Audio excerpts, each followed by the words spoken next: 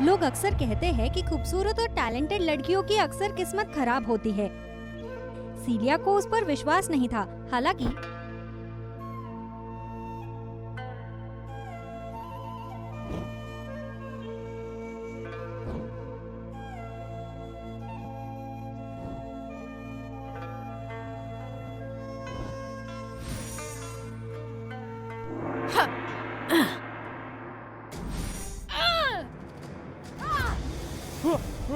एक महीने पहले पुराना थिएटर कई डरावनी अफवाहों और रहस्यों के लिए जाना जाता था। लेकिन जस्टिन नाम के एक युवक ने इस जगह को अपने करियर की शुरुआत के रूप में चुनने का साहस किया। ये शानदार यूरोपियन राजधानी के केंद्र में ओरिएंटल ड्रामा थिएटर था।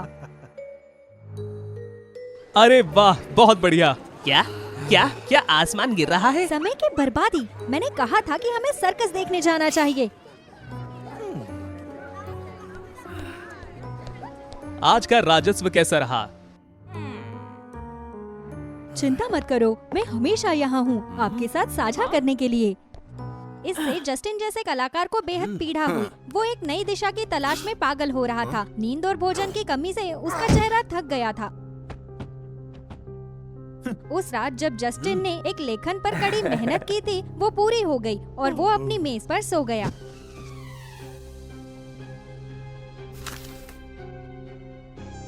हवा ने लिखी हुई कथा को एक अनजान महिला के हाथों में उड़ा दिया। उसने लिखी हुई कथा देखी और उसने जो लिखा था उसके अनुसार उसने नृत्य किया। वो इतनी तल्लीन थी कि उसे पता ही नहीं चला कि जस्टिन जाग गया है और उसे देख रहा है।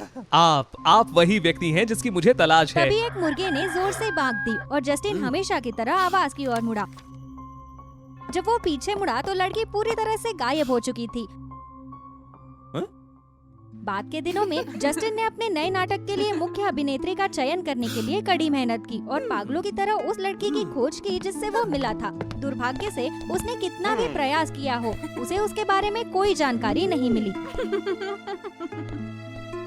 गिरते हुए राजस्व के कारण क्षण बढ़ता गया और वो जिस प्रमुख अभिनेत्री को चाहता था उसे खोजने की असमर्थ हताशा ने जस्टिन को एक दयनीय स्थिति में ढकेल दिया।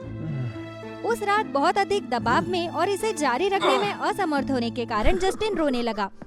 सीलिया, पिछली रात की लड़की, उसके सामने प्रकट हुई। लिखी हुई कहानी में वो धुन गा रही थी जिसे कोई और नहीं गा सकता था।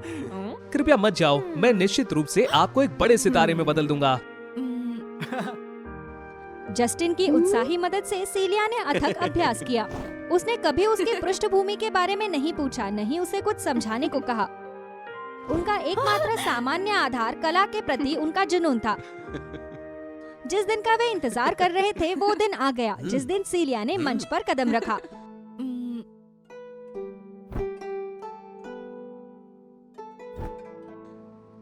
वादा एक वास्तविकता में बन गया और प्रदर्शन उनकी अपेक्षाओं से अधिक सफल रहा। सीलिया एक बहुत बड़ी स्टार बन गई।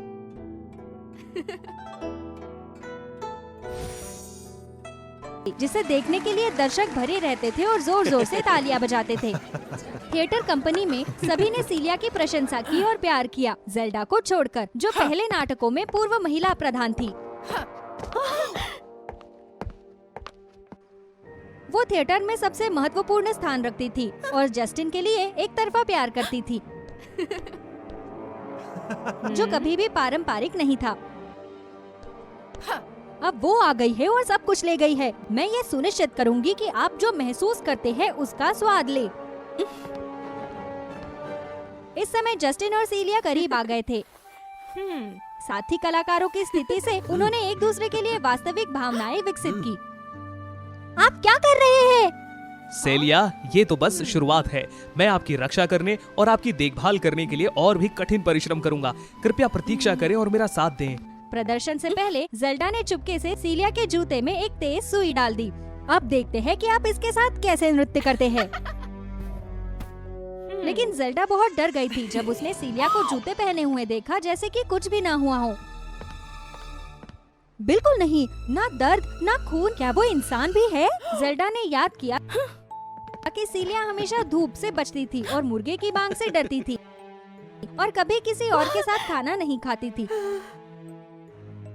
जैसे ही उसे होश आया, थिएटर कंपनी के चले जाने के एक रात बाद जेल्डा सीलिया को देखने के लिए पीछे रह गई। क्या? ये क्या है? सीलिया पूरी तरह से गायब हो गई थी और उसकी जगह थी। सीलिया? कौन? नहीं, तुम कौन हो? अगली सुबह उसने सीलिया के बारे में एक अफवाह शुरू कर दी जो थिएटर में गड़बड़ी पैदा करने वाली नहीं थी। जेल्डा, तुम बहुत दूर चली गई हो। तुम किस तरह के दानव और भूत की बात कर रही हो? क्रोधित होकर जेल्डा ने सुनिश्चित करने के लिए अपनी प्रतिष्ठा का उपयोग किया और सभी को उस क्षेत्र में खींच लिया जहां उसने कठपुतली को देखा था। उस अंधेरे कमरे में जो अब केवल सामान से भरा हुआ था, पूजा या किसी शैतानी गतिविधि का कोई निशान नहीं था। नहीं, ये नहीं हो सकता। वो कहाँ है? जेल्डा, ऐसा लगता है कि आप बहुत तनाव में हैं, इसीलिए आराम करें। चलो वापस चलते हैं। जस्टिन की संदिग्ध हरकतों को नोटिस करने के लिए जेल्डा बहुत भयभीत थी। कहानी वहीं खत्म होती हुई दिखती है, लेकिन नहीं। जब से जेल्डा ने थिएटर में राक्षसों के बारे में बात की, अजीब घटनाओं की एक श्रृंखला हुई। वस्तुओं को स्थानांतरित कर दिया गया, दर्शकों के सदस्यों का अपहरण कर लिया गया और इससे भी बदतर कुछ घायल हो गए और लगातार बड़बड़ाए जैसे कि वे एक राक्षस के पास थे। ये विचित्र घटनाएं इतनी बार हुई कि लोग अब उन्हें अनदेखा नहीं कर सके और उन्होंने चुपके से सीलिया को देखा और उसका मूल्यांकन किया। हाल ही में कुछ बुरी अफवाहें उड़ी है, या क्या हमें सब कुछ खत्म करने के लिए ओझा को आमंत्रित करना चाहिए? बकवास, कभी भी किसी प्रकार का राक्षस नहीं रहा है। आइए काम पर वापस चलें। हालांकि जनता की राय और थिएटर मंडली के दबाव में एक समझौता अपरिहार्य था। एक दिन जेल्डा ने रोते हुए कहा कि उसने अपनी बहुमूल्य बालियां खो दी है। थोड़ी देर खोजने के बाद सीलिया के मेकअप डेस्क पर उसके झुमकी पाई गई। समझाने के लिए कुछ है, टॉप स्टार? नहीं, ये मैं नहीं हूँ। मुझे कुछ नहीं पता। सही है, ये गलतफहमी होनी चाहिए। सीलिया उस तरह की इंसान नहीं है। तुम्हारा कहना है कि मैंने उसे फंसाया। बस, ये सबूत है सेलिया। थिएटर मंडली को आज से छोड़ दें। जस्टिन, ये मैं नहीं हूँ जस्टिन। जब सीलिया को थिएटर मंडली से बाहर कर दिया गया, तभी त्रासदी शुरू हुई। कैनी प्रकट हुआ। वो एक अमीर आदमी ड्यूक का बेटा था। वो पहली नजर में सीलिया पर मुग्ध हो गया और उससे मिलना चाहता था।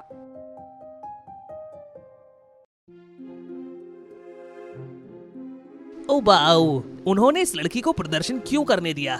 सेलिया कहाँ है? मैं सेलिया से मिलना चाहता हूँ। सेलिया अब थिएटर के साथ नहीं है। कृपया शांत हो जाइए सर। क्या? एक हफ्ते के भीतर सेलिया को यहाँ लेकर आओ, या मुझे इस गंदे थिएटर को नष्ट करने के लिए दोष मत देना। थिएटर मंडली ने जस्टिन से सीलिया को खोजने की भीख मांगी, लेकिन निश्चित रूप से ये असंभव था। उस समय सीलिया को एक कठपुतली के अंदर बंद कर दिया गया था। कैनी के साथ बैठक में जेल्डा को मुख्य अभिनेत्री माना जाता था, लेकिन वो चुपके से भाग गई।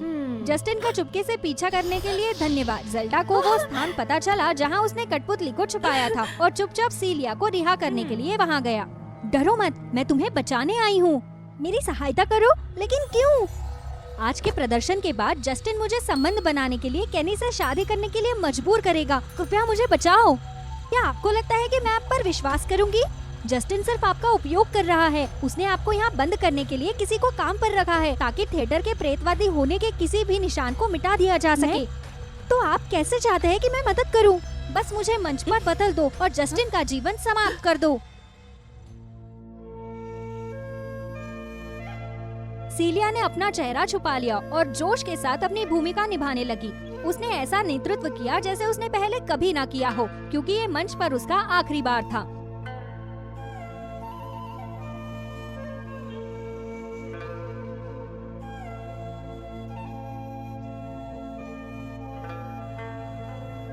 यहाँ तक कि जस्टिन को भी एहसास हो गया कि कुछ गड़बड़ है। केवल सीलिया ही इस स्तर तक पहुँच सकती है।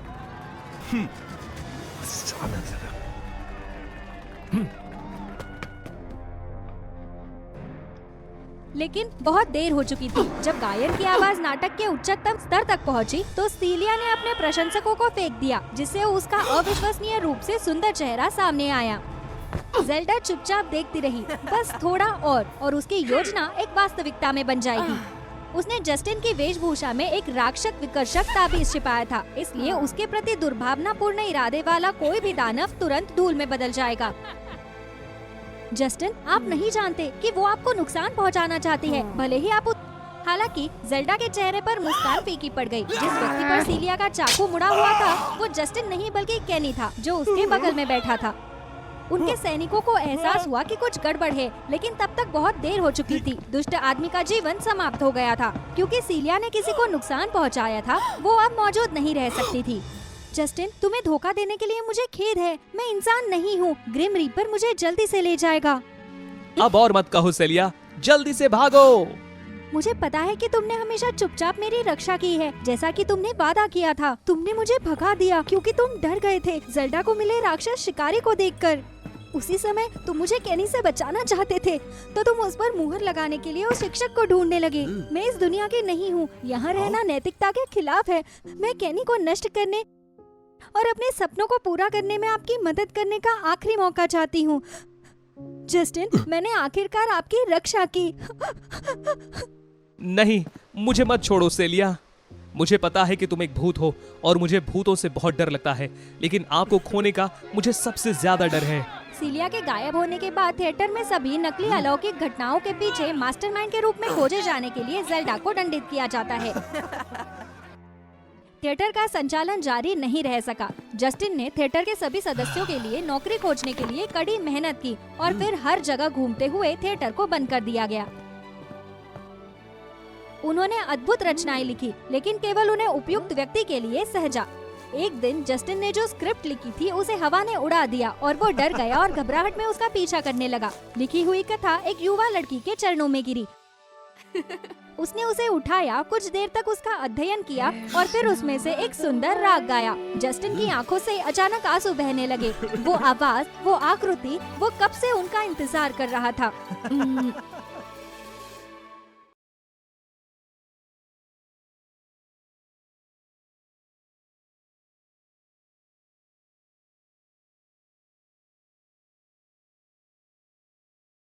निधन के बाद ऐसी आत्माएं जो नश्वर क्षेत्र में पड़ी रहीं और आगे बढ़ने से इनकार कर रही थी। आत्मा को चूसने वाले राक्षसों द्वारा उत्पन्न खतरे की परवाह किए बिना उन्होंने रात में खुद को छुपा लिया।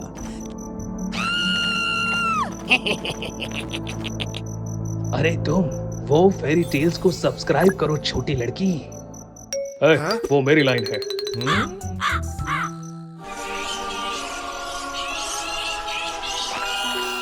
चंद्रमा की चमक के तहत इन आत्माओं ने अपना असली रूप प्रकट किया, ये जानते हुए कि मृत्यु उन्हें अनंत काल तक अंडरवर्ल्ड में गवाही देगी और दोष ठहराएगी।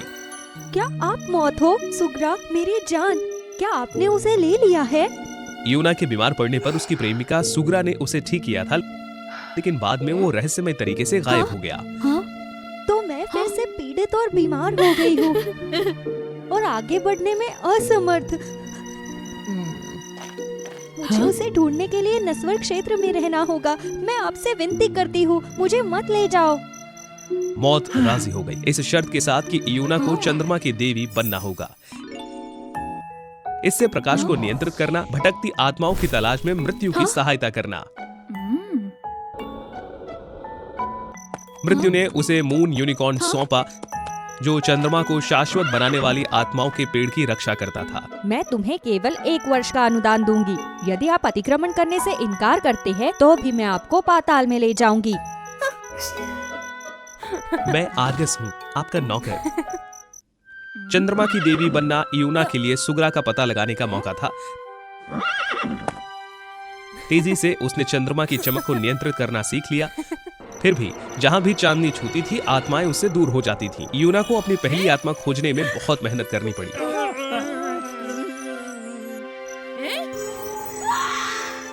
तुरंत आर्गस ने यूना का सामना करने के लिए आत्मा को चंद्रमा पर लाया। उसे आश्चर्य हुआ, यह आत्मा यूना की तरह आगे बढ़ने के लिए अनिच्छुक थी, क्योंकि मरने से पहले वो अपने प्रेमी को खो चुकी थी।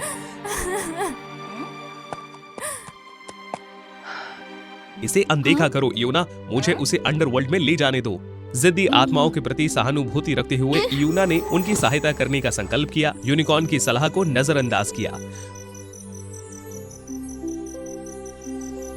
व्यंग्यात्मक ढंग से उसे एहसास हुआ कि उस आदमी ने अपनी प्रेमिका को किसी और के लिए छोड़ दिया है। इस प्रकार यूना उसे शांति पाने में मदद नहीं कर सकी।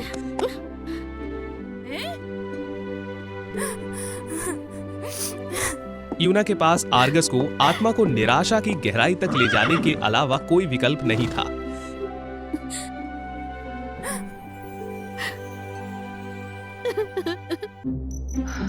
ऐसी जिद्दी आत्माएं कभी आगे नहीं बढ़ सकती। मैं नहीं चाहता कि तुम ऐसा बनो। अपना प्यार छोड़ दो। आप शांति पा सकते हैं और पार पा सकते हैं। यूना इसे सहन नहीं कर सकी। उसने आत्माओं की तलाश और सहायता करना जारी रखा और अगले व्यक्ति से व्यक्तिगत रूप से मुलाकात की।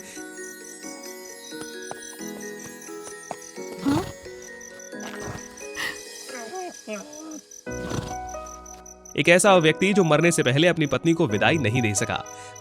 आर्गस के विरोध को नजरअंदाज करते हुए यूना ने उसकी मदद करने की ठानी।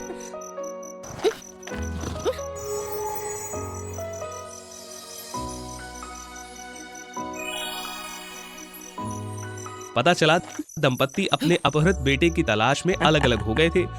वो आदमी अपनी पत्नी को अलविदा कहे बिना ही वहां से चला गया।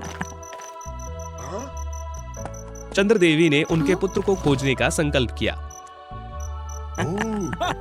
अप्रत्याशित रूप से जिसे यूना तलाश कर रही थी वो कोई और नहीं बल्कि उसकी पहली आत्मा थी, उस महिला का प्यार जिसकी उसने मदद की थी।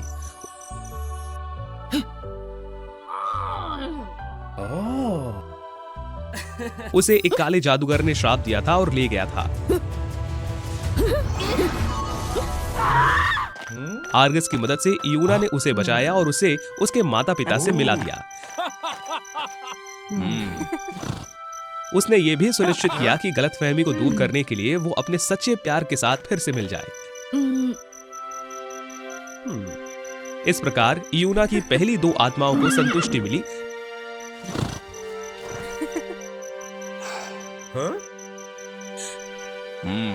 जिससे उन्हें आगे बढ़ने की अनुमति मिली। देखा, वे जिद्दी नहीं है, वे बस पीड़ित है और खोए हुए हैं। वे मेरे जैसे हैं, उन्हें मेरी मदद की जरूरत है और मैं अपने प्रिय की तलाश कभी बंद नहीं करूंगी। यूना ने साबित कर दिया था कि वो सही है। धीरे धीरे यूना और आर्गस अविभाज्य मित्र बन गए। इसके बावजूद मेरी बात सुनो, यदि तुम सुग्रा को त्याग दोगे तो तुम आगे बढ़ जाओगे और तुम्हें अब और कष्ट नहीं झेलना पड़ेगा। मैंने पहले ही कहा है कि मैं हार नहीं मानूंगी। जैसे जैसे 1 साल की समय सीमा नजदीक आई, यूना ने असंख्य आत्माओं की मदद की, लेकिन अभी तक सुराग नहीं मिल सका। और इसी क्षण चांदनी फीकी पड़ रही है। मैं अब और नस्वर क्षेत्र को रोशन नहीं कर सकती। क्या चंद्रमा का पेड़ सूख गया? क्या ये आत्मा चूसने वाले राक्षसों का काम नहीं है? हठपूर्वक आर्गस ने यूना को राक्षसों की भूमि पर ले जाने से इनकार कर दिया। नहीं, समय सीमा नजदीक आ रही है, आप कुछ नहीं कर सकते, कृपया पार कीजिए। यूना ने अनिच्छा से सहमत होने का नाटक किया क्योंकि मून यूनिकॉर्न बहुत जिद्दी था। फिर उसने ऊर्जा के बचे हुए हिस्से का विवेक पूर्वक उपयोग किया।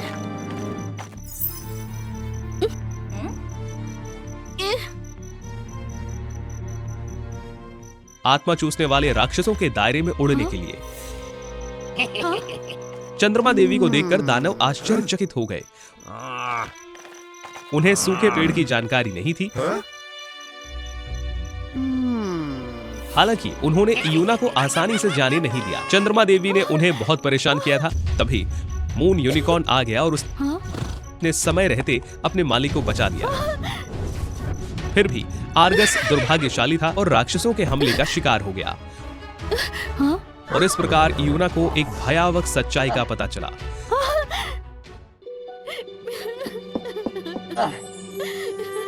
आर्गस, सुग्रा, क्या हुआ है? सुग्रा अब सच्चाई को छिपा नहीं सकती थी। यह सब यूना की बीमारी से शुरू हुआ। वो केवल उस क्षण तक जीवित रह सकती थी। सुग्रा ने यूना के जीवन को बढ़ाने के लिए डेथ को धोखा देकर एक राक्षस के साथ सौदा कर लिया था। लेकिन डेथ को पता चल गया और उसने सुग्रा को दंडित किया और उसे मून यूनिकॉर्न में बदल दिया। चंद्रमा की सदैव रक्षा करना। फिर इयोना कभी भी अपने भाग्य से बच नहीं सकी। बस इस डर से कि अगर इयूना को सुगरा की सजा के बारे में पता चल गया तो वो आगे नहीं बढ़ पाएगी, उसने मौत से रहस्य बनाए रखने के लिए कहा। इयूना की करुणा से प्रभावित होकर मृत्यु ने उसे चंद्रमा की देवी नियुक्त किया। सुगरा एक यूनिकॉर्न के रूप में जीवित रहेगी और इयूना को आगे बढ़ने में मनाने के मिशन में सहायता करेगी। हालांकि जैसे ही इयूना कायम रही, सुगरा ने चंद्रमा को नुकसान पहुंचाने के लिए काले जादू का इस्तेमाल किया। मैंने सोचा था कि आप हार मान लेंगे, लेकिन आपका प्रयास बहुत सशक्त है। दानव का जादू हो सकता है मेरा यूनिकॉर्न रूप तोड़ दे। इयूना को अब सब समझ में आ गया। मैंने चंद्रमा को ठीक कर दिया है, और जहाँ तक आपकी बात है यूना, आपका समय आ गया है। नहीं, मैं तुमसे विनती करता हूँ, उसे मत ले जाओ। नियम तो नियम होते हैं। क्या मैं सुगरा की सजा सह सकती हूँ? क्या वो एक सामान्य आत्मा बन सकता है? इयूना की याचिका ने कोई नियम नहीं तोड़ा। नहीं, आप ऐसा नहीं कर सकते, ये नहीं हो सकता। मैं तुम्हारी सजा का कारण हूँ। मुझे शांति तभी मिलेगी जब मैं आपकी सजा मान लूँ। जब मैं चंद्रमा की देवी बनी तो मैंने आपके और मेरे जैसे कई लोगों की मदद की। उनकी मदद करने से मुझे खुशी हुई। अब मुझे आपकी मदद करनी चाहिए। जब तक आप इससे आगे निकल जाते हैं, मुझे कोई पछतावा नहीं होगा। इस तरह से आप खुश रह सकती हैं। अपने प्यार के साथ 1 साल तक यात्रा करने के बाद सुगरा को यह पता था कि कोई और रास्ता नहीं है। इसके बाद से इयूना चंद्रमा की शाश्वत देवी बन गई। नश्वर क्षेत्र पर चमकने के लिए अपनी कोमल शक्ति का उपयोग करना, दुष्ट शक्तियों से मानवों की रक्षा करना, अपने जैसी खोई हुई आत्माओं का मार्गदर्शन करना, उन्हें सांत्वना पाने में मदद करना। मौत ने इयूना को एक उपहार देने का फैसला किया। सुगरा के प्रत्येक आगामी जीवन काल के साथ आत्मा इयूना की यादें बनी रहेंगी और मृत्यु उसे चंद्रमा तक ले आएगी, ताकि इयूना अपने प्रियतम से अधिक मिल सके।